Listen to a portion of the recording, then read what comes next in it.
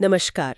आज हम भगवद गीता पर एक गहरी चर्चा कर रहे हैं। नमस्कार। ये महाभारत का वो महत्वपूर्ण हिस्सा है जहां कुरुक्षेत्र के मैदान में अर्जुन और कृष्ण के बीच वो प्रसिद्ध संवाद होता है। हाँ, बिल्कुल। हम कोशिश करेंगे कि हमारे पास जो जानकारी है उसके आधार पर इसके मूल विचारों को समझें और ये भी देखें कि आज ये कितनी प्रासंगिक है।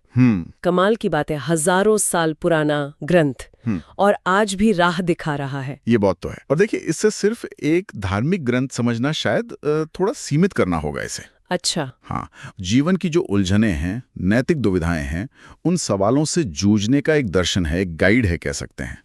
और इसकी शुरुआत ही होती है एक बड़े संकट से। हाँ। अर्जुन अपने ही लोगों के खिलाफ हथियार उठाने से हिचकते हैं। हाँ बिल्कुल। और ठीक वहीं से कृष्ण का उपदेश शुरू होता है ना, जो अर्जुन की उस मुश्किल को, उस दुविधा को संबोधित करता है। सही। कृष्ण अर्जुन को उसके धर्म की याद दिलाते हैं। और यहाँ धर्म का मतलब वो सिर्फ मजहब वाला धर्म तो नहीं है, इसका कोई और गहरा मतलब है। बिल्कुल।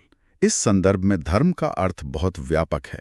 ये व्यक्ति का कर्तव्य है, उसकी सामाजिक भूमिका, उसका नैतिक दायित्व, यहाँ तक कि उसका मूल स्वभाव। अच्छा। अर्जुन एक क्षत्रिय है, एक योद्धा।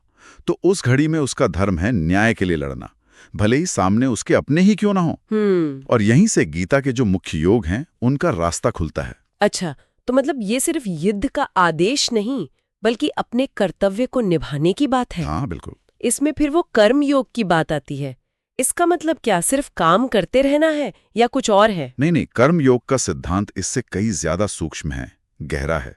इसका सार है अपने कर्तव्य को पूरी क्षमता से, पूरी ईमानदारी से करना। ठीक है। लेकिन उसके परिणाम या फल से भावनात्मक रूप से कह सकते हैं अनासक्त रहना, डिटैच्ड रहना। अच्छा, अनासक्त। गीता कहती है कि हमारा अधिकार कर्म करने पर है, फल पर नहीं। ये अनासक्ति हमें चिंता और दुख से बचाती है, क्योंकि नतीजे अक्सर हमारे कंट्रोल में नहीं होते। हाँ, ये तो बहुत महत्वपूर्ण बात है समझना। और फिर इसमें भक्ति योग भी है। क्या ये सिर्फ पूजा पाठ तक ही है? देखिए, भक्ति योग का मार्ग समर्पण का है, ईश्वर के प्रति। लेकिन ये सिर्फ कर्मकांड या रिचुअल नहीं है। ये अपनी चेतना को, अपने कर्मों को, अपनी भावनाओं को ईश्वर की तरफ मोड़ने का एक तरीका है। प्रेम, श्रद्धा, विश्वास के जरिए परम सत्य से जुड़ने का रास्ता। तो ये एक तरह का मानसिक और भावनात्मक अनुशासन हुआ। हाँ, कह सकते हैं, जो मन को शांत करता है, एकाग्र करता है। और तीसरा मार्ग है ज्ञान योग। वो कैसे काम करता है? ज्ञान योग है आत्मज्ञान और विवेक का रास्ता। इसमें अध्ययन, मनन, आत्मनिरीक्षण के जरिए ये समझना कि मैं कौन हूं, संसार की प्रकृति क्या है। अच्छा। ये भ्रम और अज्ञान को हटाकर सत्य को जानने का एक बौद्धिक मार्ग है। और गीता ये भी बताती है कि ये तीनों रास्ते, कर्म, भक्ति और ज्ञान, मंजिल एक ही है, रास्ते अलग अलग हैं। ये दिलचस्प है कि कैसे ये अलग अलग स्वभाव के लोगों के लिए शायद अलग अलग रास्ते सुझाते हैं। बिल्कुल। और जैसा कि हमारे स्रोत बताते हैं, इन विचारों का असर सिर्फ भारत या हिंदू दर्शन तक ही नहीं रहा। सही कहा आपने। डर, कर्तव्य का संघर्ष, जीवन का उद्देश्य, ये ऐसे सवाल हैं जो हर इंसान महसूस करता है। ये सार्वभौमिक है। हाँ। गीता इन सब को छूती है। इसीलिए तो महात्मा गांधी इसे अपना आध्यात्मिक शब्दकोश मानते थे, खासकर कर्मयोग के सिद्धांत को। हाँ, मैंने भी पढ़ा है ये। और Albert Einstein, Carl Jung, Aldous Huxley जैसे पश्चिमी विचारकों ने भी इसकी तारीफ की है। हाँ, वो भी इसके ज्ञान और जो मनोवैज्ञानिक अंतर्दृष्टि है उससे काफी प्रभावित हुए। और ये निस्वार्थ कर्म और आत्म अनुशासन वाली जो बातें हैं, वो तो आज की भागदौड़ भरी जिंदगी में शायद और भी जरूरी लगती हैं। निश्चित रूप से। आज के तनाव भरे माहौल में ये हमें याद दिलाता है कि बाहरी उथल-पुथल के बीच भी अंदर शांति पाना, संतुलन पाना संभव है। बिल्कुल। हालांकि एक सवाल जो अक्सर उठता है और हमारे स्रोतों में भी इसका जिक्र है कि ये उपदेश युद्ध की पृष्ठभूमि में दिया गया है, तो क्या ये कहीं हिंसा को सही ठहराता है? ये एक जरूरी सवाल है और इस पर काफी विचार भी हुआ है।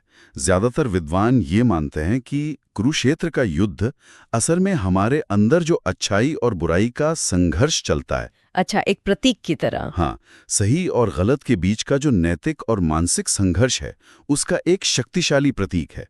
अर्जुन की दुविधा हर उस व्यक्ति की दुविधा है जिसे मुश्किल नैतिक चुनाव करने पड़ते हैं।